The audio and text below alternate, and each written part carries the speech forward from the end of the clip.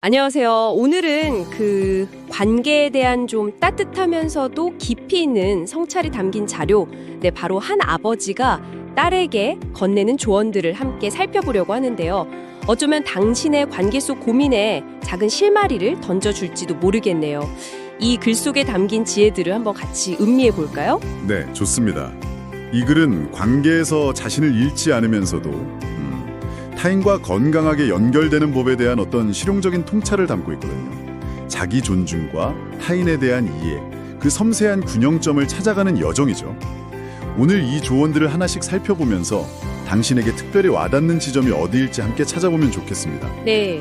가장 먼저 눈에 띄는 건 역시 외부 상황이나 타인의 반응에 쉽게 흔들리지 말고 자신의 가치를 지키라는 조언이에요.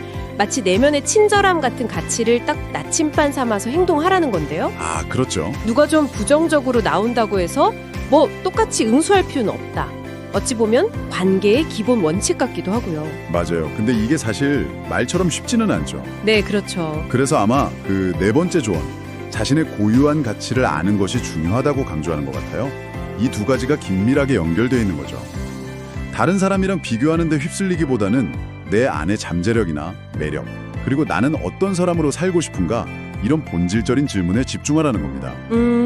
마치 정원을 가꾸듯이 스스로의 가치를 키워나가야 뭐랄까 외부의 비바람에도 쉽게 흔들리지 않는다, 그런 의미겠죠. 아, 그러니까 스스로를 좀 단단하게 세우는 게 먼저다, 이런 말씀이시군요. 네, 그런 셈이죠. 그런 다음엔 이제 타인에게 어떻게 다가갈 것인가? 이 문제인데 두 번째 조언이 전 좀 흥미롭더라고요. 아, 네. 어떤 점이요? 내가 원하는 방식이 아니라 상대방이 편안하게 받아들일 수 있는 방식으로 다가가라는 거예요. 이게 좀 일방적인 호의가 아니라 상대방의 언어를 이해하려는 노력 같달까요? 맞습니다.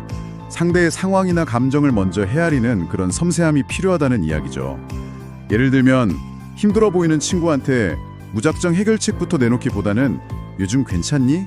이렇게 조심스럽게 묻거나 어떨 땐 그냥 묵묵히 곁을 지켜주는 것만으로도 충분한 위로가 될 수 있다고 하잖아요. 네, 맞아요. 이런 공감의 태도가 어쩌면 관계의 문을 여는 열쇠가 될 수 있겠죠. 그런 공감과 이해가 결국은 더 넓은 세상으로 나아가는 힘이 되는 것 같아요. 다섯 번째 조언처럼요? 아, 다양한 사람들을 만나보라는 거요? 네, 저 사람은 나와 다를 거야, 이런 선입견을 버리고 좀 열린 마음으로 다양한 사람들을 만나보라는 권유인데요. 네. 각기 다른 배경이나 경험을 가진 사람들과의 만남을 통해 세상을 배우는 걸 그 글에서는 보물찾기에 비유하더라고요. 보물찾기요? 재미있는 비유네요. 그렇죠. 예상치 못한 곳에서 귀한 가르침이나 기회를 얻을 수 있다는 거죠. 편견 없이 사람을 대하는 태도가 결국 자신의 세계를 확장하는 가장 확실한 방법이다. 이런 메시지인 것 같아요. 물론 처음에는 좀 어색하거나 두려울 수도 있겠지만요. 하긴 그렇죠.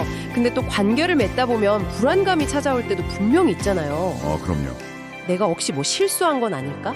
사람들이 날 싫어하면 어떡하지? 이런 걱정들요. 세 번째 조언은 이럴 때 스스로에게 솔직해지는 것 같아요. 네, 맞아요. 마음속 가장 친한 친구한테 털어놓듯이 자신의 불안감을 꺼내놓고 한번 질문해보라는 거잖아요. 정말 그럴까? 혹시 내가 너무 예민하게 받아들이는 건 아닐까? 이렇게 좀 객관적으로 바라보려는 시도죠. 자기 객관화 같은 거네요. 그렇죠. 이런 내면과의 대화가 막연한 불안감을 좀 잠재우고 스스로를 다독이는 데 도움이 된다고 설명하더라고요. 자기 감정을 외면하지 않고 직면하는 용기가 필요하겠네요. 네. 그리고 마지막으로 여섯 번째 조언은 관계를 더 깊고 풍성하게 만드는 핵심 열쇠, 바로 솔직한 소통의 중요성을 강조합니다. 물론 상대방에 대한 배려는 기본 전제고요. 네. 필요한 것이나 원하는 바를 명확하고 정중하게 표현하는 연습이 필요하다고 말하죠. 때로는 거절해야 할 때도 있을 거고요. 이런 솔직함이 쌓일 때 서로에 대한 오해가 줄고 신뢰가 깊어질 수 있거든요. 아, 그쵸. 오해를 줄이는데 정말 중요하겠네요. 네, 마치 두 사람이 함께 하나의 아름다운 그림을 완성해 나가듯이 솔직한 소통을 통해서 관계를 더 풍요롭게 만들어갈 수 있다. 이런 비유가 참 인상적이었습니다. 오늘 살펴본 조언들을 종합해보면 건강한 관계란 결국 내면의 중심을 잡는 힘, 그러니까 자신의 가치를 알고 불안을 다스리는 힘과 또 타인과 지혜롭게 연결되는 기술, 공감이나 개방성, 솔직한 소통 같은 것들이 균형을 이룰 때 가능하다는 이야기로 귀결되네요.